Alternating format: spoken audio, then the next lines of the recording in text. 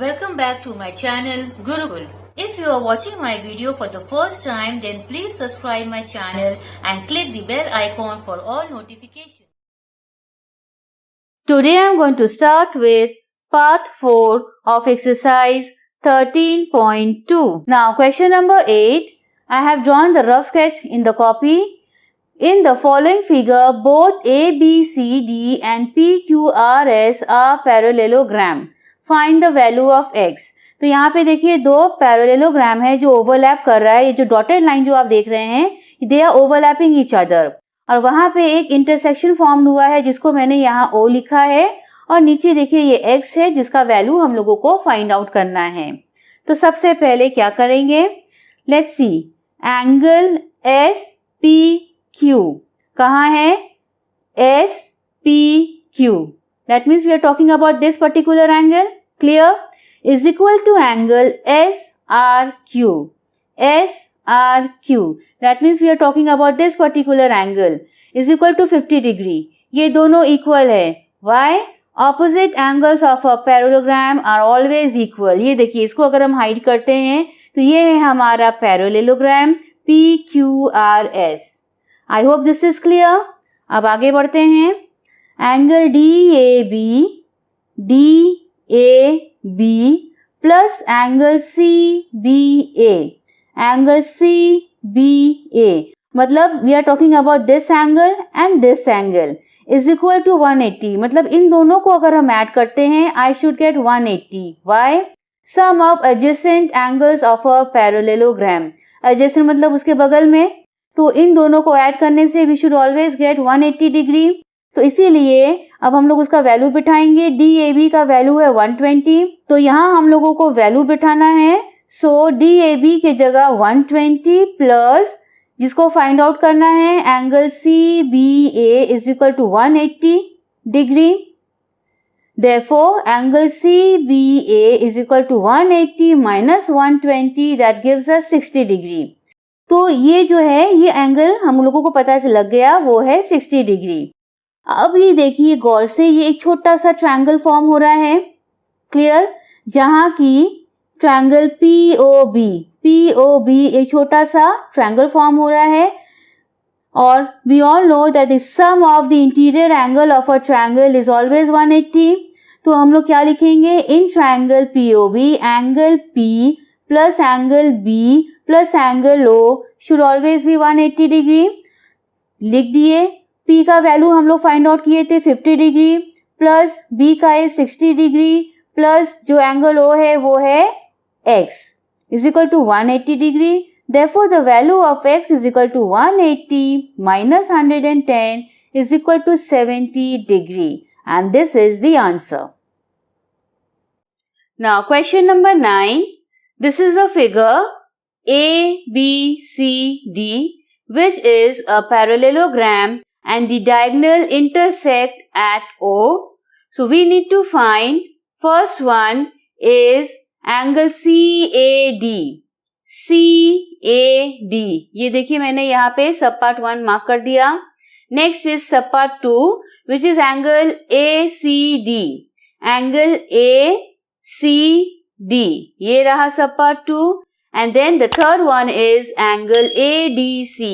सो angle ADC मतलब ये entire angle D हम लोगों को वैल्यू फाइंड आउट करना है. So let us begin. सबसे पहले एंगल CBD. एंगल CBD यानी कि ये देखिए 46 is equal to angle BDA. BDA वो भी है 46. Reason is alternate angle. ये देखिए Z फॉर्म हुआ. ये क्यों पॉसिबल है? बिकॉज क्वेश्चन में मेंशन्ड है that ABCD is a parallelogram. Now let's talk about triangle AOD. कहाँ है? AOD. अब इस ट्रायंगल में ये देखिए angle DOA plus angle ADO plus OAD is equal to 180 degree. Reason है angle sum property of a triangle. Clear? तो उसमें से दो एंगल हम लोगों को पता है, so we can easily find out sub part 1। तो सबका वैल्यू लगा दिए यहाँ पर 68 plus 46 plus angle OAD is equal to 180 degree और angle OAD is equal to 180 minus 140 which gives us the value of 66 degree. Hence angle CAD which is the sub part 1 उसका value निकल गया 66 degree. अब in order to find out the second sub part उसको करने के लिए सबसे पहले हम लोगों को sub part 3 सॉल्व करना होगा। वो कैसे, ये देखिए। Now angle ADC कहाँ है? ADC मतलब ये एंटायर थिंग, उसका वैल्यू क्या है? 30 plus 46 which is 76. So sub part 3 we got the answer. Now we will come to sub part 2. अब देखिए इन ट्राइंगल ADC कहाँ है? ADC दैट मीन्स हम लोग ये बड़े वाले ट्राइंगल के बारे में अब बात कर रहे हैं। Clear?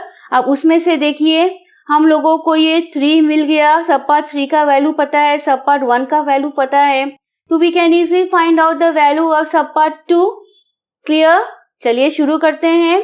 So in triangle ADC angle CAD plus angle ADC plus angle DCA is equal to 180 degree. Reason is angle sum property. तो सबका वैल्यू बिठाते हैं, 66 plus 76 plus angle DCA is equal to 180 degree. Hence, the value of angle DCA is equal to 180 minus 142 which gives us the answer of 38 degree. Now, question number 10. In the figure ABCD, it is a parallelogram. So, ABCD is a parallelogram. Perpendiculars DN and BP are drawn on the diagonal AC. ये सारा mentioned है. Now, we need to prove the first part is that triangle DCN is congruent to triangle BAP. Now, I am sure आप लोगों ने class 7 का video जरूर देखा होगा, वहां पे भी एक चैप्टर था डीलिंग विद कॉन्ग्रुएंसी। अगर आप लोगों ने नहीं देखा है तो काइंडली उसको देख लीजिए। वो देख लेने से आपको याद आ जाएगा कि किसको कैसे सॉल्व करना है और किससे क्या क्या टर्म्स एंड प्रॉपर्टीज कॉन्ग्रुएंसी में है। क्लास 7 की कॉन्ग्रुएंसी वीडियो का लिंक हम आई बटन में दे रहे हैं, प्लीज उसको एक बार जरूर देखिएगा। Thank you. So now let me continue. So in triangle DCN ये एक ट्राइंगल है एंड ट्राइंगल BAP ये दो ट्राइंगल है। अब इन दोनों ट्राइंगल में क्या क्या कॉमन है? तो सबसे पहले angle DNC is equal to angle BPA which is 90 degree. That is given because question में बोला गया है कि ये दोनों परपेंडिकुलर हैं। Clear? Next angle DCA is equal to angle CAB which is alternate angles. ये भी है सॉल्व। रीजन है क्योंकि ये बोला गया है कि it is a parallelogram. Then DC is equal to AB which is the opposite sides of a parallelogram. Hence, by AAS property यानी angle side property, triangle DCN is congruent to triangle BAP. So, first part has been proved. Now, we will move on to the second part. यहाँ prove करना है that AN is equal to CP. So, ये है AN and this is CP. So, according to CPCT, which means corresponding parts of the congruent triangle, CN is equal to AP. अब ये देखिए, ये है CN. क्या चीज से बना है? NP plus CP दोनों combined हुआ है तो CN बना है, is equal to AP. Where is AP? A and P. ये किस चीज से combined हुआ है? NP plus AN. Right? So common क्या है बोथ द टर्म्स में, NP NP हेंस कैंसल्ड, बचा क्या, CP is equal to AN. Therefore, CP is equal to AN and this had been proved. Question number 11. In the adjoining figure, ABC is a triangle. Through A, B and C, lines are drawn parallel to BC, CA and AB respectively, which forms a triangle PQR. Show that 2AB plus BC plus CA is equal to PQ plus QR plus RP. Now as you can see on the screen, I have already drawn the diagram. Alright.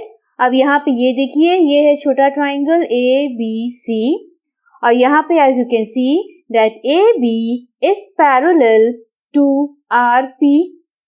Next, AC is parallel to QP. जैसा कि आप देख सकते हैं यहाँ पे double arrow है और यहाँ पे भी डबल एरो है. Next, BC is parallel to QR. So हम लोगों को क्या प्रूफ करना है? That 2AB plus BC plus CA is equal to PQ plus QR plus RP. So ABCR is a parallelogram. So ABCR. तो let me hide this remaining figure. ये देखिए, तो ये बन गया एक parallelogram. Clear? अब since BC is parallel to AR, since BC is parallel to AR and AB is parallel to RC, reason हो गया that opposite sides of a parallelogram are parallel. Clear? अब हम लोग लिख सकते हैं that therefore AB is equal to RC. तो इसको हम लोग फर्स्ट पॉइंट बना देते हैं. Similarly, now we will look at the figure ABPC. ABPC. अब ये एक और पैरेललोग्राम फॉर्म हो गया. Since AB is parallel to CP and AC is parallel to BP. Again, reason वही है, opposite sides of a parallelogram are parallel. Right? तो हम लोग लिख सकते हैं that AB is equal to CP. इसको हम लोग सेकेंड पॉइंट इस तरह से दे दिए. अब देखिए कैसे इसको अरेंज करते हैं. Hence, अब इस बोथ केसेस में देखिए AB is equal to RC and second point AB is equal to CP. अब आप फिगर को फॉलो करिए.